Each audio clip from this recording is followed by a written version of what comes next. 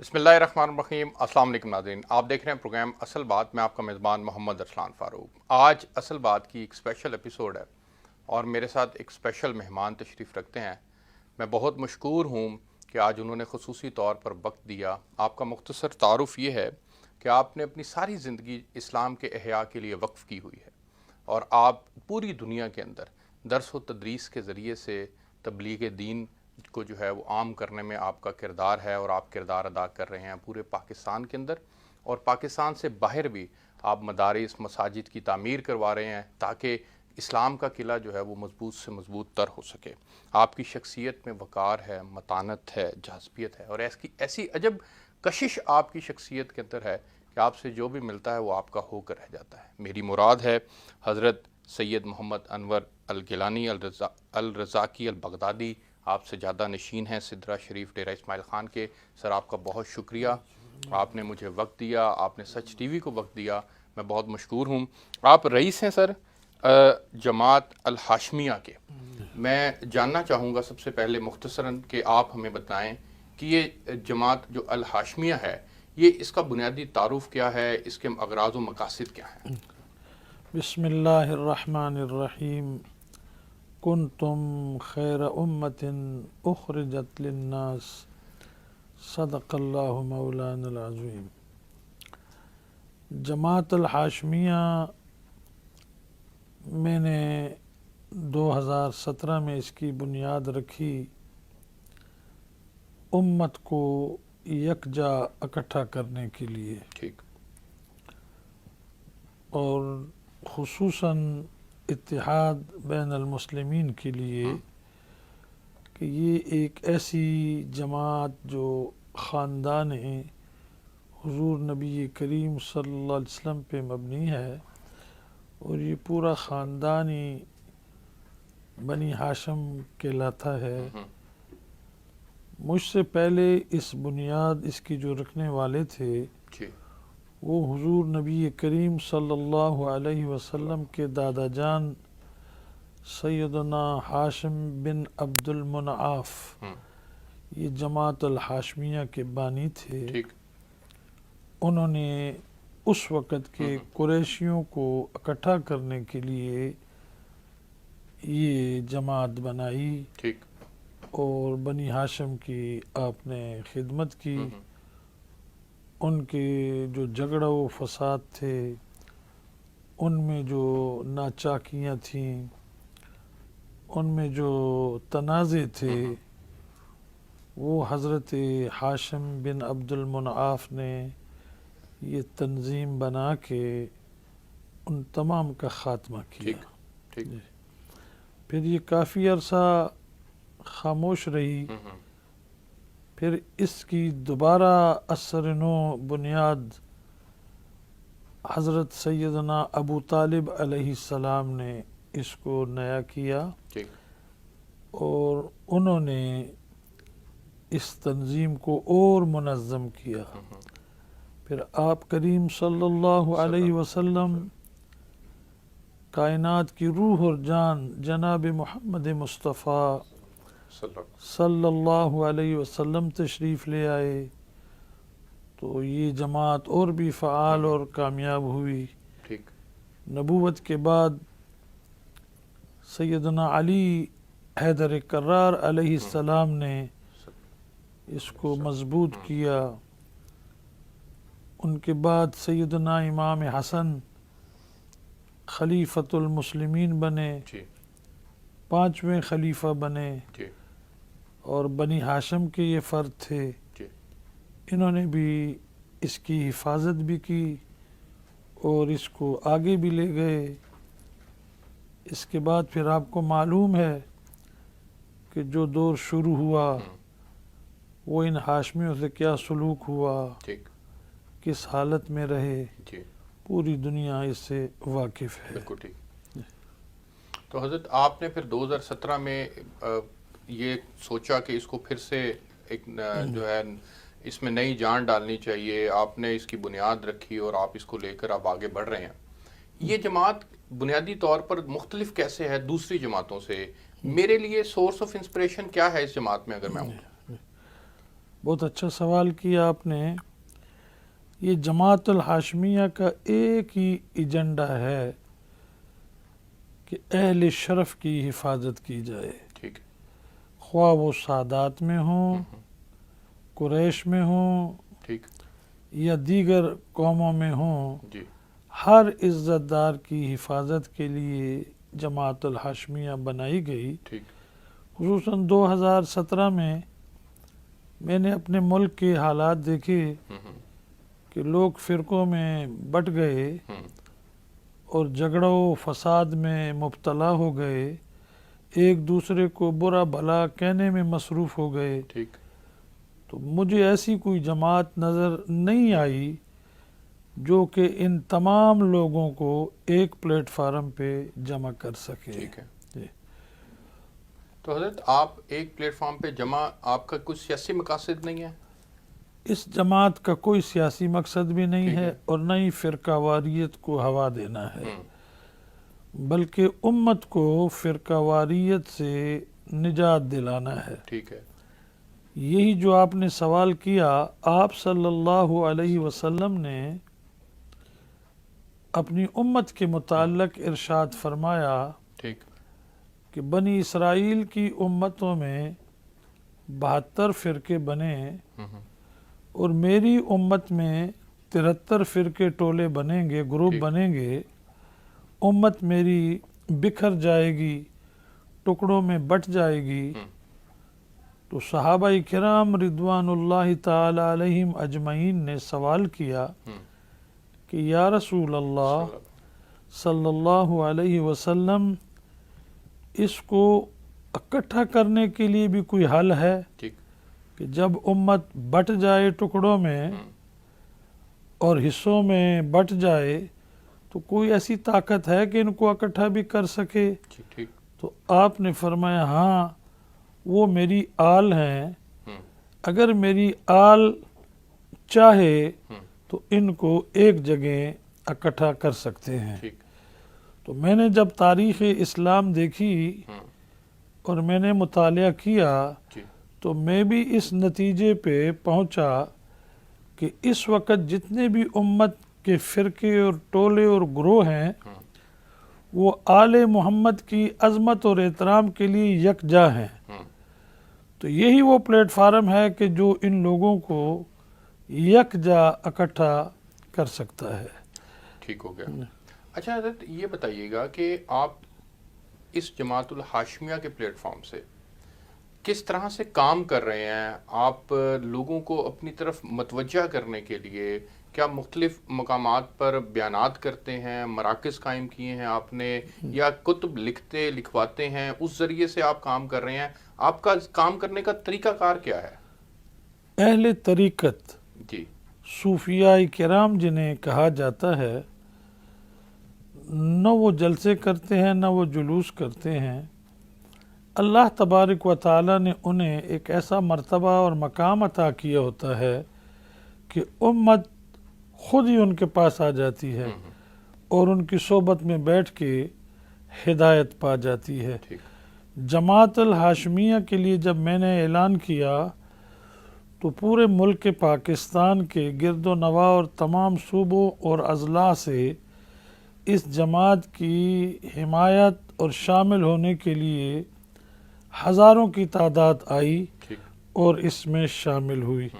سب سے پہلے تو اس کا منشور شاید آپ نے یہ میرے پاس ہے، دیکھا ہوگا میرے پاس ہے کہ اس کے ایجنڈے میں چونکہ سیاسی مقاصد نہیں ہے، بالکل نہیں ہے، تو اس لیے اس میں صدر، سیکٹری اور خزانچی نہیں ہے. جی حضرت، یہاں جماعت الہاشمیہ میں رئیس الہاشمیہ یہ سب سے سپریم عہدہ ہے، آپ فرما رہے تھے. کوئی عہدہ نہیں ہے. اچھا. یہ بھی ایک خادم کی حیثیت سے ہے. ٹھیک ہے. لیکن کشتی کو چلانے کے لیے ملاح کی ضرورت تو ہوتی ہے. جب تک ملاح نہیں ہوگا تو کشتی کیسے چلے گی؟ تو یہ عہدہ صرف ایک ملاح کی حیثیت کے لیے ہے. یہ ایک گاڑی کے ڈرائیور جیسی ہے کہ گاڑی میں ڈرائیور ہوگا تو باقی لوگوں کو ساتھ چلائے گا. اس میں کوئی صدر، کوئی خزانچی، کوئی سیکرٹری، نشر و اشاعت وغیرہ کوئی عہدہ نہیں ہے، ٹھیک ہے، اس کا نظام محمدی ہے۔ ماشاء اللہ، آپ صلی اللہ علیہ وسلم نے جو امت کو نظام دیا وہ شورائی نظام ہے، بالکل ٹھیک، اور چونکہ یہ جماعت الہاشمیہ ہے اور اکثریت سے اس کے جو ممبر اور کارکن ہیں وہ سادات کرام ہیں، ٹھیک ہے، حسنی سادات، حسینی سادات، قریش خاندان کے لوگ، یعنی ہاشمی خاندانوں کے لوگ، ٹھیک، تو یہ سادات کرام کیا ہیں۔ دوسرا نہیں اس میں شامل ہو سکتا؟ جی بہت خوبصورت سوال ہے۔ تو یہ زیادہ تر ان ممبرشپ جو ہے اس وقت تک جو ہے تو اس میں زیادہ تر ہاشمی لوگ ہیں، ٹھیک، خاندان مصطفیٰ کریم ہے، ٹھیک، اور لوگوں کا تعلق جہاں تک ہے تو منع تو کسی کو بھی نہیں ہے۔ ٹھیک ہے، مشائخ کرام جس قوم قبیلے سے ہوں، جس ذات پات سے ہوں، وہ اس کے ممبر ہیں اس وقت۔ اسی طرح وکلاء اس کے کافی زیادہ تعداد میں ممبر ہیں، ماشاء اللہ، انجینئر جس قوم کا بھی ہو وہ اس کے ممبر ہیں۔ ٹھیک، تو یہ تمام اہل شرف لوگ جو ہیں جو سیاست بھی کرتے ہیں کہیں نہ کہیں، لیکن اس پلیٹ فارم پہ آ کے فقط امت کی یکجہتی کے لیے کام کر رہے یعنی ہیں۔ میں یہ کہوں کہ جو جس شعبے سے تعلق رکھتا ہے آپ اس کو اس شعبے میں آگے بڑھنے کا موقع دیتے ہیں، وہ اپنے شعبے میں کام کرتا رہے، چاہے بھلے وہ سیاستدان ہے تو سیاست کرتا رہے، وہ وکیل ہے تو وکالت کرتا رہے، جوڈیشری میں ہے تو جوڈیشری کے اندر چلا جائے، یا اگر کوئی صحافی صحافت سے تعلق رکھتا ہے تو وہ شعبے میں رہے، لیکن آپ سے رہنمائی لے کر وہ اس شعبے میں جا کر اتحاد کی بات کرے، اتحاد کی بات بھی کرے گا اور امت کی یکجہتی کی بات بھی کرے گا، ٹھیک، اور جماعت الہاشمیہ کا پیغام بھی پہنچائے گا۔ مجھے حضرت ایک بریک پہ جانا ہے، میں بریک سے واپس آتا ہوں تو پھر میں آپ سے یہ جاننے کی کوشش کروں گا کہ آپ نے اتحاد کا بیڑا اٹھایا، یہ بہت اچھی بات ہے، لیکن یہ شرادہ بکھرا کیوں؟ میں چاہوں گا کہ اس کے اوپر آپ کی جو گہری نظر ہے، آپ نے جو کیا آپ کسی نتیجے پہ پہنچے ہیں کہ یہ واحد نقطہ ہے جہاں سے شرادہ بکھرا ہے، کیا اس نقطے کی اصلاح ہو سکتی ہے؟ اب آج کے دور میں ایک بریک لیتے ہیں جی، بریک سے واپس آئیں گے تو یہیں سے کنٹینیو کریں گے۔ میرے ساتھ آج ایک اہم شخصیت موجود ہیں اور ان سے ہم جاننے کی کوشش کر رہے ہیں کہ اس وقت جو امت کے اندر جو انتشار ہے، جو اس کا شرادہ امت کا بکھر گیا ہے، اس کی وجوہات کیا ہیں، یہ بریک کے بعد پوچھتے ہیں، میرے ساتھ رہیے گا۔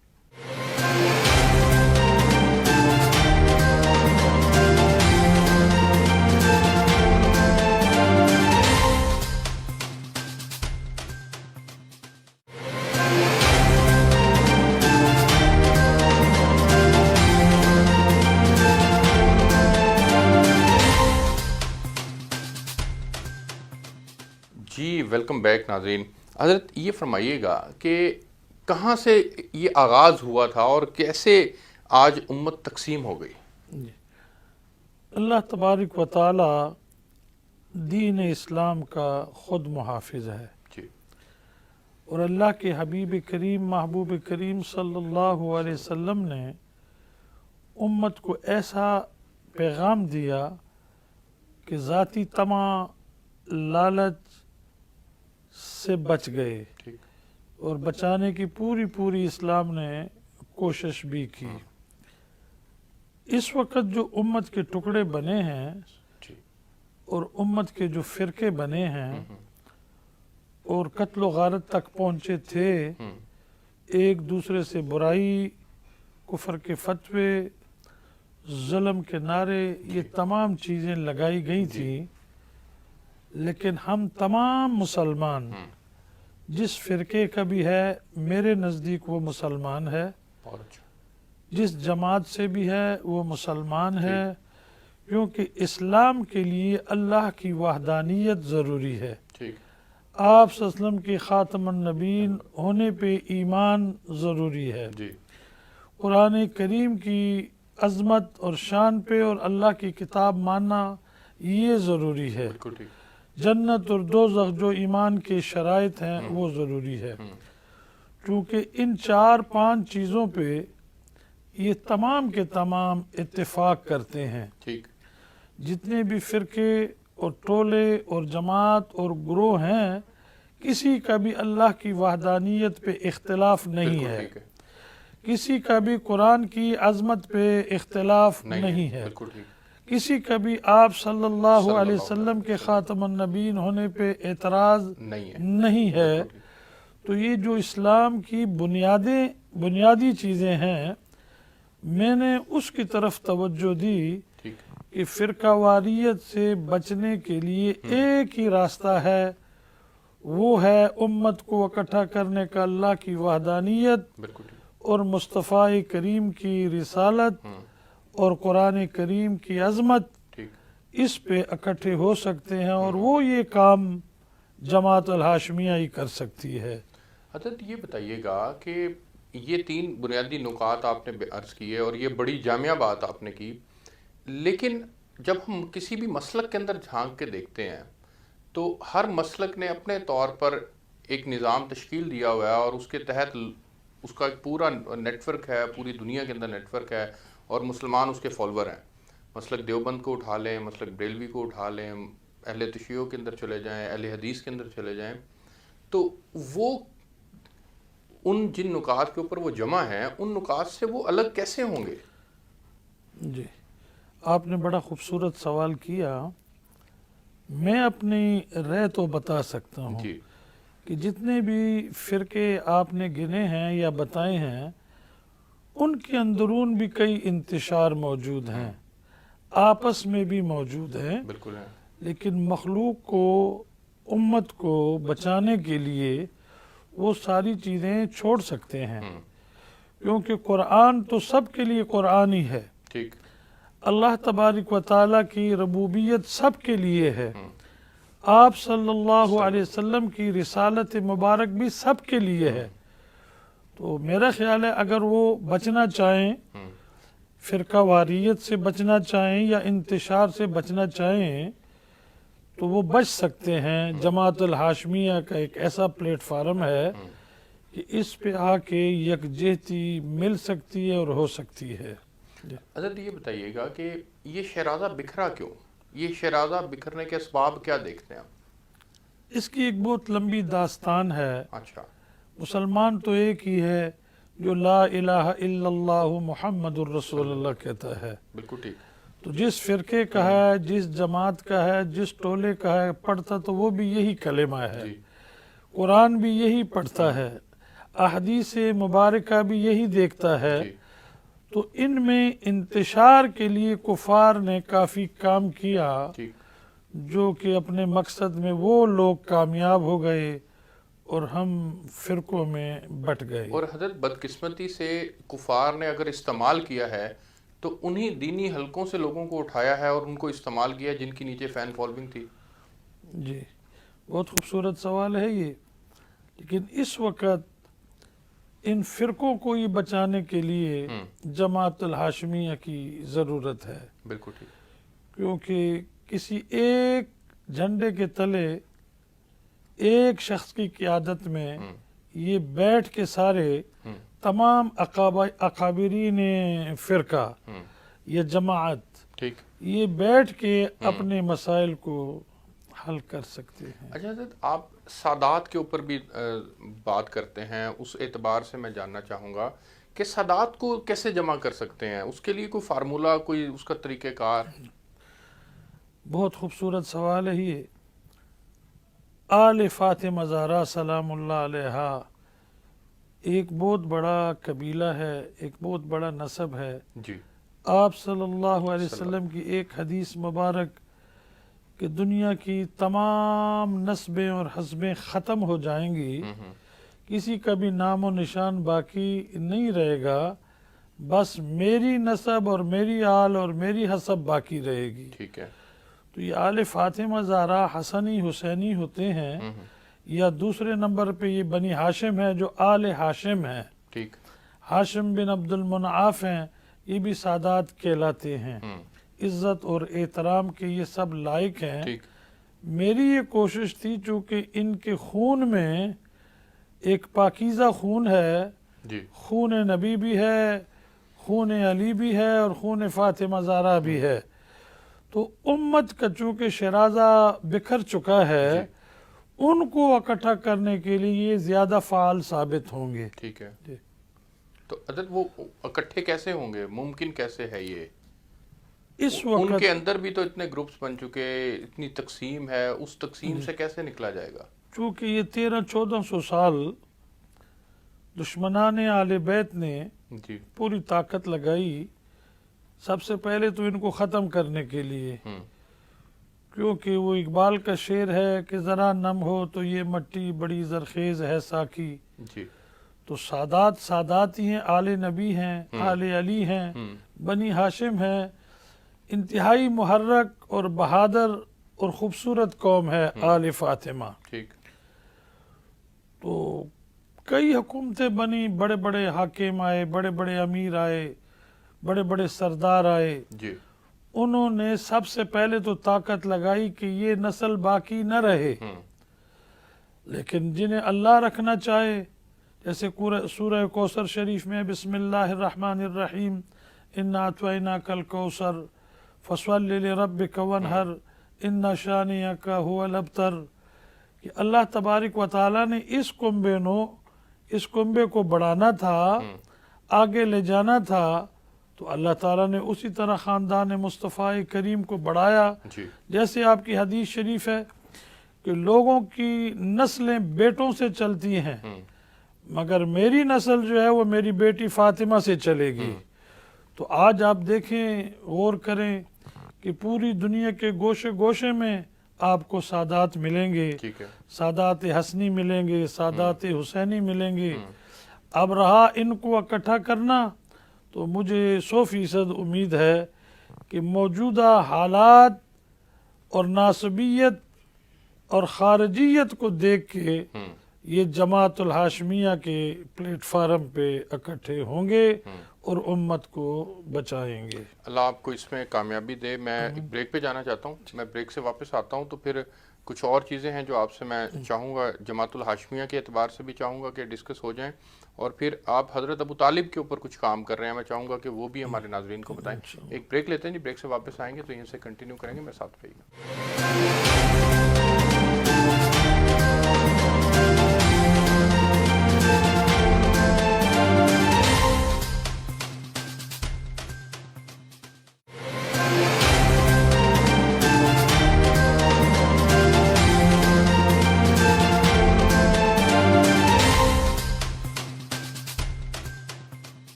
جی ویلکم بیک ناظرین. حضرت بہت شکریہ، آپ نے وقت دیا. چونکہ پروگرام کے آخری حصے کی جانب میں بڑھ رہا ہوں تو میں آپ سے جاننا چاہوں گا کہ یہ بتلائیے کہ ایک ہے بین المسالک ہم آہنگی کے لیے کام کرنا اور پھر ان کو وہاں سے نکالنا اور جماعت الہاشمیہ کے پلیٹ فارم پہ اکٹھا کرنا. ایک ہے امت کا مجموعی طور پر شرادہ بکھر چکا ہے. پوری دنیا کے اندر جو مسلمان ہیں وہ ایک ہونے کے لیے تیار نہیں ہیں. کشمیر کے مسلمانوں پہ ظلم ہو رہا ہے، ہوتا رہے، باقی مسلمانوں کو اس سے فرق نہیں پڑتا. وہ اپنی ڈیلز کر رہے ہیں، اپنے معاملات آگے بڑھا رہے ہیں. بوسنیا ہے، چیچنیا ہے، افغانستان ہے، ایون روہنگیا ہے. پوری دنیا کے اندر مسلمانوں کا شرادہ بکھر چکا ہے، لیکن کوئی ان کے لیے بات نہیں کرنے کے لیے تیار. اس کی ریزن کیا دیکھتے ہیں اور کیا ان کا بھی اتحاد ممکن ہے؟ پوری دنیا میں جہاں جہاں مسلمان بستا ہے، اس تمام مسلمین مسلمات کے لیے، مومنین مومنات کے لیے یہ جماعت الہاشمیہ ہے. ٹھیک. اور جہاں جہاں جس مصیبت میں مبتلا ہیں ان کی اخلاقی مدد کرنا جی جماعت الہاشمیہ کا فریضہ ہے. ٹھیک. جیسے کشمیر کی آپ نے بات کی کہ وہاں کے مسلمان انتہائی اس وقت مظلوم ہیں، اور ہندوستان کے ایک جابر اور ظالم جی حاکم کی وجہ سے جی تکلیف میں مبتلا ہیں. جیسے انڈیا کے مسلمان اس وقت انتہائی بالکل پریشانی مشکل کی حالت میں ہیں، ہاں جی. بے یار و مددگار ہیں اور کسی مددگار کی تلاش میں ہیں. جیسے فلسطین آپ دیکھ لیں ہاں جی. کہ فلسطینی مسلمانوں کی حالت پہ رحم آتا ہے ہاں جی. کہ اس وقت جو بڑی بڑی طاقتیں ان پہ ظلم ڈھا رہی ہیں، ان کا کوئی مسیحا، کوئی مددگار نظر نہیں آتا. بالکل ایسا. تو اس کے لیے جماعت الہاشمیہ اپنے اخلاق کے دائرے میں رہ کے حدود میں رہ کے اور پاکستان کا ایک سفیر، ایک نمائندہ رہ کے پوری دنیا کے مسلمانوں کو مدد بھی دے سکتا ہے اور انہیں ان کی اصلاح بھی کر سکتا ہے۔ ٹھیک ہے، تو یہی میرے نزدیک موجودہ دور میں جماعتیں سب بہت اچھی ہیں، سب کلمہ پڑھتے ہیں، سب ٹھیک، قرآن پڑھتے ہیں، ٹھیک، سب اللہ کی وحدانیت پہ ایمان رکھتے ہیں، آپ صلی اللہ علیہ وسلم کی خاتم النبیین ہونے پہ ایمان رکھتے ہیں۔ تو میں تو کسی کے بارے میں کوئی برا نظریہ نہیں رکھتا، بلکہ میں تو سب کو یہی دعوت دیتا بھی رہا اور دیتا بھی ہوں کہ وہ کسی ایک پلیٹ فارم پہ اگر اکٹھے ہو جائیں اور وہاں بیٹھ کے ایک دوسرے کی اصلاح کر لیں اور جھگڑا اور فساد سے بچ جائیں تو پھر مسلمان ایک بہت طاقتور قوم ہے، ایک بڑی بہادر قوم ہے۔ ٹھیک، بس غیر مسلموں نے ان میں انتشار پھیلا کے اپنا کام لیا ان سے۔ اچھا حضرت، یہ اس وقت نیو ورلڈ آرڈر ہے اور اس کے تحت ظاہر ہے آپ کو سیاست کرنا پڑتی ہے، آپ کے اپنی اپنی حدود و قیود ہیں، آپ نے اپنے مفادات کو ترجیح دینی ہے، پاکستان نے اپنے مفادات کو دیکھنا ہے، افغانستان کے اپنے مفادات ہیں، سعودی عرب، ایران، عراق، ان کے اپنے اپنے مقاصد ہیں، یو اے ای کو اٹھا لیں، ان کے اپنے مقاصد ہیں۔ جب ان سب نے اپنے اپنے مقاصد کے تحت، اپنے اپنے مفادات کے تحت جو ہے وہ اب تعلق کو قائم کرنا ہے، اور امت کا کانسیپٹ وہ بالکل جیسے بہت بیک فٹ پہ چلا گیا ہے۔ اگر ہمارے پاس ایک او آئی سی کا پلیٹ فارم ہے تو وہاں پر بھی بات نہیں کی جا رہی، اس کو بھی فعال نہیں بنایا جا رہا، تو یہ کیسے ممکن ہوگا کہ بغیر سیاست میں آئے، بغیر اپنے آپ کو مضبوط کیے آپ امت کو جمع کر لیں؟ اس کے لیے بھی اللہ تبارک و تعالی نے انتظام فرمایا ہوا ہے۔ ٹھیک، میں نے قرآن کی تفاسیر اور حدیث نبوی صلی اللہ علیہ وسلم اور اپنے اکابرین کے کتب سے یہ دیکھا ہے کہ جب آخری وقت آئے گا، آخری زمانہ آئے گا تو لوگ انتشار کا شکار ہوں گے، بھائی بھائی کا دشمن ہوگا، بیٹی ماں کی دشمن ہوگی، یعنی پوری دنیا میں افراتفری ہوگی۔ ٹھیک، ایک آل محمد میں سے شہزادہ پیدا ہوگا جن کا اسم گرامی محمد ہوگا، ٹھیک، اور جن کی ماں کا اسم مبارک آمنہ ہوگا، جن کے باپ کا اسم مبارک عبداللہ ہوگا، وہ دنیا میں آئے گا۔ ٹھیک، تو جن ممالک میں اپنے مفادات کی یا اپنی حکومت کو بچانے کے مسائل ہیں، وہ تمام کے تمام حکمران اور تمام کے تمام وہ وزراء امراء صدور، وہ سب اس کے جھنڈے کے تلے آ کے اکٹھے ہو جائیں گے۔ ٹھیک، ایک ہی مسلمان ہوگا، جیسے اقبال نے کہا کہ ایک ہو مسلم حرم کی پاسبانی کے لیے، نیل کے سائل سے لے کر تا بخاک کاشغر۔ تو میرا تو اپنا یہ یقین ہے اور امید کامل ہے کہ یہ دور جو چل رہا ہے جی، یہ انہی کی آمد کا دور ہے، ٹھیک، اور وہ عنقریب یعنی تشریف لانے والے ہیں۔ ہم تو فقط ان کے لیے زمین ہموار کرنے کے لیے ٹھیک، ہم نے جماعت الہاشمیہ کی بنیاد رکھی ٹھیک، کہ یہ وہ پلیٹ فارم ہے جو امت کو بچائے گا انشاءاللہ تعالی۔ اچھا حضرت، یہ بتائیے گا کہ آپ حضرت ابو طالب کے اعتبار سے کچھ کام کر رہے ہیں، وہ کیا خدمات ہیں، وہ ذرا ہمارے ناظرین کو بتلائیے گا۔ ہمارے آخری نبی جناب محمد الرسول اللہ صلی اللہ علیہ وسلم جب پیدا ہوئے تو آپ کے والد ماجد حضرت سیدنا ابو عبداللہ رضی اللہ تعالیٰ عنہ وصال فرما چکے تھے۔ تو جب آپ کی ولادت باسعادت شریف ہوئی جی، تو اس وقت آپ یتیم تھے، ٹھیک، تو دادا کی شفقت اور اپنے چچا ابو طالب کی شفقت آپ کو میسر تھی۔ ٹھیک، جب 5 سال کی عمر میں ہوئے تو والدہ ماجدہ بھی دنیا سے پردہ فرما گئی، جی، یا کچھ زیادہ تھے، مجھے پوری وہ یاد نہیں، 6 سال کی عمر 6 میں، سال ہاں کی جی، عمر میں۔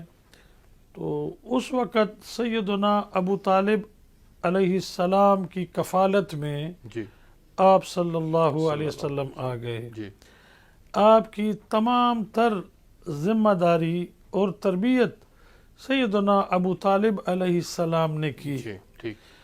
اور آپ کو تجارت کے لیے بھی شام اور مختلف ممالک سیدنا ابو طالب علیہ السلام لاتے اور لے جاتے رہے. ٹھیک. جب آپ کا عقد مبارک ام المؤمنین سیدہ خدیجۃ الکبریٰ علیہ السلام کے ساتھ کیا جی تو نکاح پڑھانے والے بھی سیدنا ابو طالب علیہ السلام تھے. ٹھیک. یعنی آپ کا عقد شریف نکاح پڑھنا اور پڑھانا ان کا یہ کام تھا. ٹھیک. ان کی کفالت میں ان کی حفاظت میں آپ صلی اللہ علیہ وسلم رہے صلی اللہ. اور انہوں نے بھرپور طریقے سے اسلام اور اللہ کے نبی اور ان کے دین کی حفاظت کی، ٹھیک.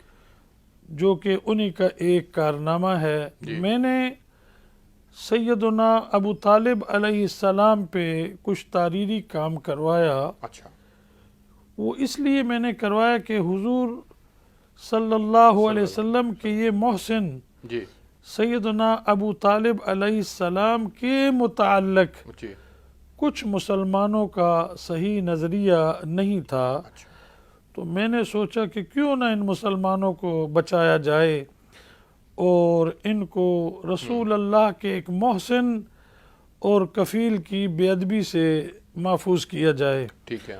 تو اللہ تبارک و تعالیٰ کا میں بار بار شکر ادا کرتا ہوں کہ میں اس کام میں تقریباً کامیاب ہو گیا ہوں. الحمدللہ. اللہ آپ کو کامیابی دے.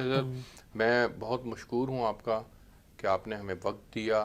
پروگرام کا وقت ختم ہو گیا ہے اور بھی بہت سی ایسی چیزیں ہیں جو ڈسکس ہونے والی ہیں، لیکن چونکہ ہمارے ہاں یہ وقت کی قید ہوتی ہے اور اسی کے اندر رہ کر ہم نے ساری جو ہے وہ گفتگو کو سمیٹنا ہوتا ہے.